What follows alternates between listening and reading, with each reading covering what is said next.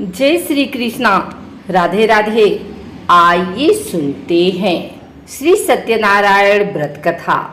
सत्यनारायण भगवान की पूजा का बहुत अधिक महत्व होता है। श्री सत्यनारायण व्रत कथा के कुल 5 अध्याय हैं, जिनका श्रवण करने से मनुष्य के सभी कष्ट मिट जाते हैं। आइए सुनते हैं सत्यनारायण व्रत कथा। एक समय की बात है, नैशिरण्य तीर्थ में सौनकादि 88,000 ऋषियों ने श्री सूत जी से पूछा, हे प्रभु, इस कलयुग में वेद विद्या रहित मनुष्यों को प्रभु भक्ति किस प्रकार मिल सकती है तथा उनका उद्धार कैसे होगा? हे मुनि श्रेष्ठ, कोई ऐसा तप बताइए जिससे थोड़ी समय में ही पुण्य मिले और मनवांछित फल भी मिल जाए। इस प्रकार की कथा सुनने की हम लोग की इच्छा रखते हैं। सभी शास्त्रों के ज्ञाता सूत जी बोले, हे वैष्णवों में पूज्य, आप सभी ने प्राणियों के हित की बात पूछी है, इसलिए मैं एक ऐसे श्रेष्ठ और व्रत के बारे में आप लोगों को जरूर बताऊंगा, जिसके बारे में नारद जी ने लक्ष्मी नारायण जी से पूछा था और लक्ष्मीपति श्री हरि ने नारद जी से कहा था। अब आप भी इसे सुनिए। एक समय की बात है, नारद जी दूसरों के हित की इच्छा के लिए अनेकों लोकों में घूमते हुए मृत्यु लोक में जा पहुंचे। यहाँ उन्होंने अनेक योनियों में जन्मे सभी मनुष्यों को अपने कर्मों के अनुसार पीड़ा झेलते हुए देखा। उनका दुख देख नारद जी सोचने लगे कि ऐसा क्या किया जाए जिससे निश्चित रूप से मानव के दुखों का अंत हो जाए। इसी विचार पर मनन करते हुए वह विष्णु लोक में गए। वहां वह नारायण की स्तुति करने लगे और बोले, हे भगवान, आप अत्यंत शक्ति से संपन्न हैं, निर्गुण स्वरूप, सृष्टि के कारण भक्तों के दुख को दूर करने वाले हैं। आपको मेरा प्रणाम। नारद जी की स्तुति सुन विष्णु भगवान बोले, मुनि श्रेष्ठ, आपके मन में क्या बात है, उसे निसंकोच कहो। इस पर नारद मुनि बोले कि मृत्यु लोक में अनेक योनियों में जन्मे मनुष्य अपने कर्मों के द्वारा अनेकों दुख से दुखी हो रहे हैं। हे प्रभु, आप तो ये बताइए कि वो मनुष्य थोड़े प्रयास से ही अपने दुखों से कैसे छुटकारा पा सकते हैं। तब श्री हरि बोले, हे नारद, मनुष्यों की भलाई के लिए तुमने बहुत उत्तम प्रश्न पूछा है। स्वर्गलोक व मृत्युलोक दोनों में एक दुर्लभ उत्तम व्रत है जो पुण्य देने वाला है। आज प्रेम वश होकर मैं उसे तुमसे कहता हूँ। श्री सत्यनारायण भगवान का व्रत अच्छी तरह विधान पूर्वक करके मनुष्य तुरंत ही यहाँ सुख भोग कर मरने पर मोक्ष पाता है। श्री हरि के वचन सुन नारद जी बोले कि उस व्रत का फल क्या है प्रभु, और उसका विधान क्या है? यह व्रत किसने किया था? इस व्रत को किस दिन करना चाहिए? आप सब कुछ विस्तार पूर्वक बताएं। नारद की बात सुनकर फिर श्री हरि बोले, दुख व सुख को दूर करने वाला यह सभी स्थानों पर विजय दिलाने वाला है। मानव को भक्ति व श्रद्धा के साथ शाम को श्री सत्यनारायण की पूजा धर्म परायण होकर ब्राह्मणों व बंधुओं के साथ करने, साथ ही यथाशक्ति अनुसार भक्ति भाव से भगवान का भोग लगाएं, आरती गाएं और ब्राह्मणों सहित बंधु बांधवों को भी भोजन कराएं। उसके बाद स्वयं भोजन करें। कीर्तन भजन के साथ भगवान की भक्ति में लीन हो जाएं। इस तरह से सत्यनारायण भगवान का यह व्रत करने पर मनुष्य की सारी इच्छाएं निश्चित रूप से पूरी होती हैं। इस कलिकाल अर्थात कलयुग में मृत्यु लोक में मोक्ष का यही एक सरल उपाय बताया गया है। आइए सुनते हैं श्री सत्यनारायण भगवान व्रत कथा का दूसरा अध्याय।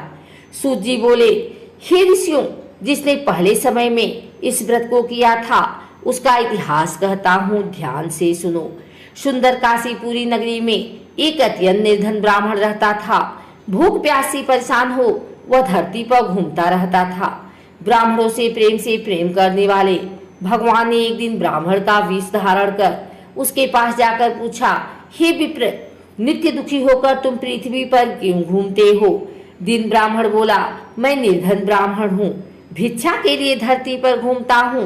यदि आपका इस उपाय का कोई हल जानते हो तो बताइए। वृद्ध ब्राह्मण रूपी भगवान ने कहा कि सत्यनारायण भगवान मनोवांछित फल देने वाले हैं, इसलिए तुम उनका पूजन करो। इसे करने से मनुष्य सब दुखों से मुक्त हो जाता है। वृद्ध ब्राह्मण बनकर आए सत्यनारायण भगवान उस निर्धन ब्राह्मण को व्रत का सारा विधान बताकर अंतर ध्यान हो गए। अगले दिन सुबह उठने के साथ ही उस बूढ़े ब्राह्मण ने मन में संकल्प लिया कि सत्यनारायण का व्रत करूंगा, और फिर अपने नित्य कर्मों से फ्री होकर वह भिक्षा के लिए चल पड़ा। उस दिन उसे भिक्षा में बहुत सा धन प्राप्त हुआ। उसी धन से उसने परिवार के साथ भगवान सत्यनारायण की पूजा की, व्रत रखा। इस व्रत के करने के कुछ दिन बाद उसके सभी दुख और कष्ट दूर होने लगे और देखते ही देखते एक दिन वह संपन्न और अनेकों संपत्तियों का मालिक बन गया। तब हर महीने की पूर्णिमा के दिन वह ब्राह्मण सत्यनारायण की पूजा करने लगा। इस प्रकार सत्यनारायण भगवान के व्रत को करके वह श्रेष्ठ ब्राह्मण सभी पापों और गरीबी से मुक्त हो गया और उसने एक दुर्लभ मोक्ष पद को प्राप्त किया। इस तरह से सत्यनारायण भगवान के व्रत को जो मनुष्य करेगा वह सभी प्रकार के पापों से छूटकर मोक्ष को प्राप्त होगा। जो मनुष्य इस व्रत को करेगा वह भी सभी दुखों से मुक्त हो जाएगा। सूत जी बोले कि इस तरह से नारद जी से नारायण जी का कहा हुआ श्री सत्यनारायण व्रत को मैंने तुमसे कहा। हे विप्रो, मैं अब और क्या कहूँ। ऋषि बोले, हे मुनिवर, संसार में उस विप्र से सुनकर और किस किसने इस व्रत को किया, हम सब इस बात को सुनना चाहते हैं। इसके लिए हमारे मन में श्रद्धा का भाव है। सूत जी बोले, हे मुनियों, जिसने इस व्रत को किया है वह सब सुनो। एक समय वही विप्र धन व ऐश्वर्य के अनुसार अपने बंधु बांधवों के साथ इस व्रत को करने को तैयार हुआ।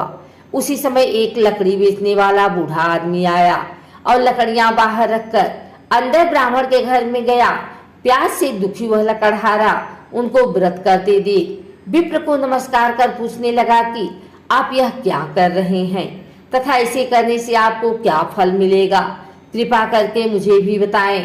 ब्राह्मण ने कहा कि सब मनोकामनाओं को पूरा करने वाला यह सत्यनारायण भगवान का व्रत है।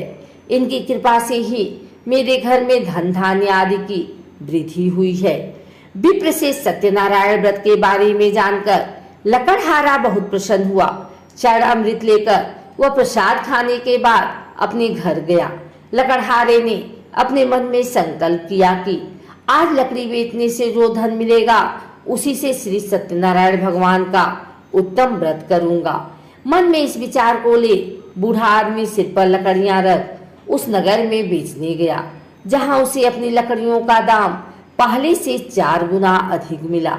बूढ़ा प्रसन्नता के साथ पैसे लेकर सत्यनारायण भगवान की मूर्ति और व्रत की अन्य सामग्रियां लेकर अपने घर गया। वहां उसने अपने परिवारजनों को बुलाकर विधि विधान से सत्यनारायण भगवान का पूजन और व्रत किया। इस व्रत के प्रभाव से वह बूढ़ा लकड़हारा धन पुत्र आदि से युक्त होकर संसार के समस्त सुख भोग अंत काल में वैकुंठ धाम चला गया। श्री सत्यनारायण भगवान की जय। आइए सुनते हैं श्री सत्यनारायण भगवान की व्रत कथा का 3रा अध्याय। सूत जी बोले, हे श्रेष्ठ मुनियों, अब आगे की कथा कहता हूँ। पहले समय में उल्का मुख नाम का एक बुद्धिमान राजा था। वह सत्यवक्ता और जितेंद्रिय था। प्रतिदिन देवस्थानों पर जाता और निर्धनों को धन देकर उनके कष्ट दूर करता था। उसकी पत्नी कमल के समान मुख वाली तथा सती साध्वी थी। भद्रशिला नदी के तट पर उन दोनों ने श्री सत्यनारायण भगवान का व्रत किया। उसी समय साधु नाम का एक वैश्य आया। उसके पास व्यापार करने के लिए बहुत सा धन भी था। राजा को व्रत करते देखकर वह विनय के साथ पूछने लगा, हे राजन, भक्ति भाव से पूर्ण होकर आप यह क्या कर रहे हैं? मैं सुनने की इच्छा रखता हूँ, तो आप कृपा करके मुझे बताएं। राजा बोले, मैं अपने बंधु बांधवों के साथ पुत्र आदि की प्राप्ति के लिए श्री सत्यनारायण भगवान का व्रत व पूजन कर रहा हूँ। राजा के वचन सुन साधु आदर से बोला, हे राजन, मुझे इस व्रत का सारा विधान कहिए। मैं भी इस व्रत को करूंगा। मेरी भी संतान नहीं है और इस व्रत को करने से निश्चित रूप से मुझे संतान की प्राप्ति होगी। राजा से व्रत का सारा विधान सुन व्यापार से निवृत्त हो वह अपने घर गया। साधु ने अपनी पत्नी को संतान देने वाले इस व्रत का वर्णन कर सुनाया और कहा कि जब मेरी संतान होगी तब मैं इस व्रत को करूंगा। साधु ने इस तरह के वचन अपनी पत्नी लीलावती से कहे। एक दिन लीलावती पति के साथ आनंदित हो संसारिक धर्म में प्रवृत्त होकर सत्यनारायण भगवान की कृपा से गर्भवती हो गई। 10वें महीने में उसके गर्भ से एक सुंदर कन्या ने जन्म लिया। माता पिता ने अपनी कन्या का नाम कलावती रखा। एक दिन कलावती की माँ लीलावती ने अपने पति को याद दिलाया कि आपने सत्यनारायण भगवान के जिस व्रत को करने का संकल्प किया था उसे करने का समय आ गया है, आप इस व्रत को करिए। साधु बोला कि हे प्रिय, इस व्रत को मैं उसके विवाह पर करूंगा। इस प्रकार अपनी पत्नी को आश्वासन देकर वह नगर को चला गया। साधु ने एक बार नगर में अपनी कन्या को सखियों के साथ देखा तो उसे लगा कि उसकी कन्या अब विवाह योग्य हो गई है और उसने कन्या के योग्य वर ढूंढना शुरू कर दिया। एक दिन साधु की बात को ध्यान में रखते हुए एक नगर में पहुंचा और वहां देखभाल कर रही लड़की के सुयोग्य वाणिक पुत्र को ले आया। सुयोग्य लड़के को देख साधु ने बंधु बांधवों को बुलाकर अपने पुत्री का विवाह कर दिया। लेकिन दुर्भाग्य की बात ये थी कि साधु ने अभी भी श्री सत्यनारायण भगवान का व्रत नहीं किया। इस पर श्री भगवान क्रोधित हो गए और श्राप दिया। अपने कार्य में कुशल साधु बनिया जमाई को लेकर समुद्र के पास स्थित होकर रत्नासारपुर नगर में गया। वहां जाकर दामाद ससुर दोनों मिलकर चंद्रकेतु राजा के नगर में व्यापार करने लगे। एक दिन भगवान सत्यनारायण की माया से एक चोर राजा का धन चुरा कर भाग रहा था। उसने राजा के सिपाहियों को अपना पीछा करते देख चुराया हुआ धन वहां रख दिया जहां साधु अपने जमाई के साथ ठहरा हुआ था। राजा के सिपाहियों ने साधु वैश्य के पास राजा का धन पड़ा देखा तो वह ससुर जमाई दोनों को बांधकर प्रसन्नता से राजा के पास ले गए और कहा कि उन दोनों चोरों ने हम पकड़ लिए हैं, अब आप आगे की कार्यवाही कीजिए। राजा की आज्ञा से उन दोनों को कठिन कारावास में डाल दिया गया और उनका सारा धन भी उनसे छीन लिया गया। श्री सत्यनारायण भगवान से श्राप से साधु की पत्नी भी बहुत दुखी हुई। घर में जो धन रखा था उसे चोर चुरा ले गए। शारीरिक तथा मानसिक पीड़ा व भूख प्यास से अति दुखी हो अन्न की चिंता में कलावती के ब्राह्मण के घर गई।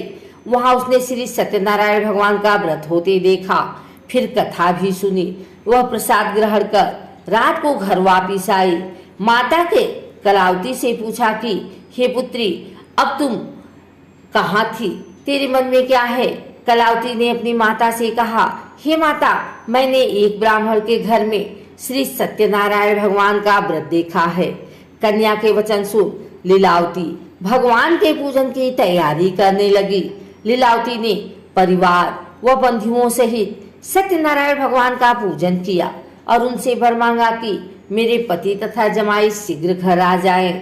साथ ही यह भी प्रार्थना की कि हम सबका अपराध क्षमा करें। श्री सत्यनारायण भगवान इस व्रत से संतुष्ट हो गए और राजा चंद्रकेतु को सपने में दर्शन दे कहा कि हे राजन, तुम उन दोनों वैश्यों को छोड़ दो और तुमने उनका जो धन लिया है उसे वापिस कर दो। अगर ऐसा नहीं किया तो मैं तुम्हारा धन, राज्य व संतान सभी को नष्ट कर दूंगा। राजा को यह सब कहकर वह अंतर ध्यान हो गए। प्रातःकाल सभा में राजा ने अपना सपना सुनाया, फिर बोले कि उन दोनों को कैद से मुक्त कर सभा में लाओ। दोनों ने आते ही राजा को प्रणाम किया। राजा बोला, महानुभावों, भाग्यवश ऐसा कठिन दुख तुम्हें प्राप्त हुआ है, लेकिन अब तुम्हें कोई भय नहीं है। ऐसा कर राजा ने उन दोनों को नए वस्त्राभूषण भी पहनाए और जितना धन उनका लिया था उसे दूना धन वापिस कर दिया। दोनों वैश्य अपने घर को चल दिए। श्री सत्यनारायण भगवान की जय। आइए सुनते हैं सत्यनारायण भगवान व्रत कथा का चौथा अध्याय। सूत जी बोले, वैश्य ने मंगलाचार कर अपनी यात्रा आरंभ की और अपने नगर की ओर चल दिए। उनके थोड़ी दूर जाने पर एक दंडी बेशधारी श्री सत्यनारायण ने उनसे पूछा, हे साधु, तेरी नाव में क्या है? अभिवाड़ी बड़ी खस्ता हुआ बोला, हे दंडी, आप क्यों पूछते हो? क्या धन लेने की इच्छा है? मेरी नाव में तो बेल व पत्ते भरे हुए हैं। वैश्य के कठोर वचन सुन भगवान बोले, तुम्हारा वचन सत्य हो। दंडी ऐसे वचन कर वहां से दूर चले गए। कुछ दूर जाकर समुद्र के किनारे बैठ गए। दंडी के जाने के बाद साधु वैश्य ने नित्य क्रिया के पश्चात नाव को ऊंची उठते देखकर अचंभा माना और नाव में बेलपत्ते आदि देख वह मूर्छित हो जमीन पर गिर पड़ा। वापस होश में आने पर वह अत्यंत शोक में डूब गया। तब उसका दामाद बोला कि आप शोक न मनाए, यह दंडी का श्राप है, इसलिए हमें उनकी शरण में जाना चाहिए, तभी हमारी मनोकामना पूरी होगी। दामाद की बात सुनकर वह दंडी के पास पहुंचा और अत्यंत भक्तिभाव नमस्कार करके बोला, मैंने आपसे जो असत्य वचन कहे थे उनके लिए मुझे क्षमा कर दें। ऐसा कहकर रोने लगा। तब दंडी भगवान बोले, हे बड़े पुत्र, मेरी आज्ञा से बार बार तुम्हें दुख प्राप्त हुआ है, तू मेरी पूजा से विमुख हुआ। साधु बोला, हे भगवान, आपकी माया से ब्रह्मा आदि देवता भी आपके रूप को नहीं जानते, तब मैं अज्ञानी कैसे जान सकता हूँ? आप प्रसन्न होइए, अब मैं सामर्थ्य के अनुसार आपकी पूजा करूँगा, मेरी रक्षा करो और पहले के समान नौका में धन भर दो। साधु वैश्य के भक्ति पूर्वक वचन सुनकर भगवान प्रसन्न हो गए और उसकी इच्छा अनुसार वरदान देकर अंतर ध्यान हो गए। ससुर जमाई दोनों जब नाव पर आए तो नाव धन से भरी हुई मिली। फिर वहीं अपने अन्य साथियों के साथ सत्यनारायण भगवान का पूजन कर अपने नगर को चल दिए। जब नगर के नजदीक पहुंचे तो दूत को घर पर खबर करने के लिए भेज दिया। दूत साधु की पत्नी को प्रणाम कर कहता है कि मालिक अपने दामाद सहित नगर के निकट आ गए हैं। दूत की बात सुन साधु की पत्नी लीलावती ने बड़े हर्ष के साथ सत्यनारायण भगवान का पूजन कर अपनी पुत्री कलावती से कहा कि मैं अपने पति के दर्शन को जाती हूँ, तू कार्य पूर्ण कर शीघ्र आ जाना। माँ की ऐसी वचन सुन कलावती जल्दी में प्रसाद छोड़ अपने पति के पास चली गई।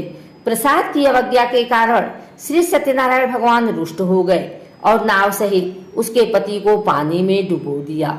कलावती अपने पति को वहां न पाकर रोती हुई जमीन पर गिर गई। नौका को डूबा हुआ देख वह कन्या को रोता देख साधु दुखी होकर बोला कि हे प्रभु, मुझसे तथा मेरे परिवार से जो भूल हुई है उसे क्षमा करें।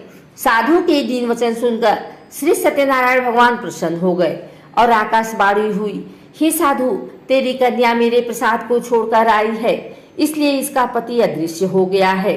यदि वह घर जाकर प्रसाद खाकर लौटती है तो इसे इसका पति अवश्य मिलेगा। आकाशवाणी सुन कलावती ने वैसा ही किया जैसा आकाशवाणी के दौरान भगवान ने कहा और फिर प्रसाद ग्रहण करने के बाद जब वो वापस आई तो अपने पति के दर्शन करके अत्यंत प्रसन्न हुई। उसके बाद साधु अपने बंधु बांधवों सहित श्री सत्यनारायण भगवान का विधि विधान से पूजन करने लगा। इस लोक का सुख भोग कर वह अंत में स्वर्ग लोक को चला गया। श्री सत्यनारायण भगवान की जय।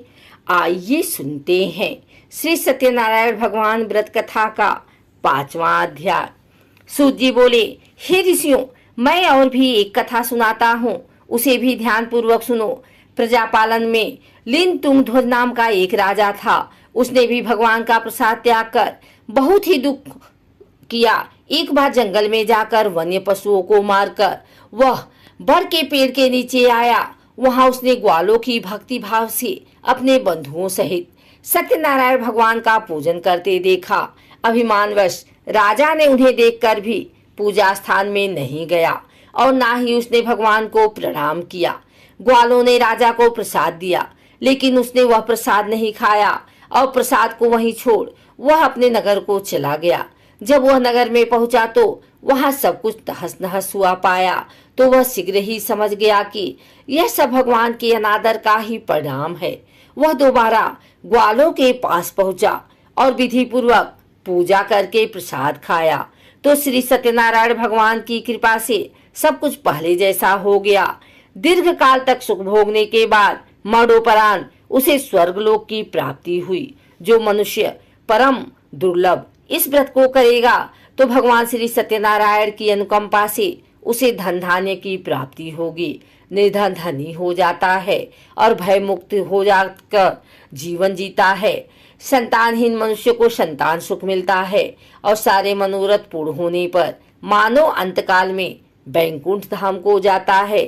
तब सूत जी बोले, जिन्होंने पहले इस व्रत को किया है अब उनके दूसरे जन्म की कथा कहता हूँ। वृद्ध सतानंद ब्राह्मण ने सुदामा का जन्म लेकर मोक्ष की प्राप्ति की। लकड़हारे ने अगले जन्म में निषाद बनकर मोक्ष प्राप्त किया। उल्का मुख नाम का राजा दशरथ होकर बैकुंठ को गए। साधु नाम के वैश्य ने मोर ध्वज बनकर अपने पुत्र को आरे से चीरकर मोक्ष पाया। महाराज तुंगध्वज ने स्वयंभू होकर भगवान में भक्ति युक्त होकर कर्म कर मोक्ष पाया। कथा सुनने के बाद सभी ने श्री हरि का झुककर प्रणाम किया। श्री सत्यनारायण भगवान की जय।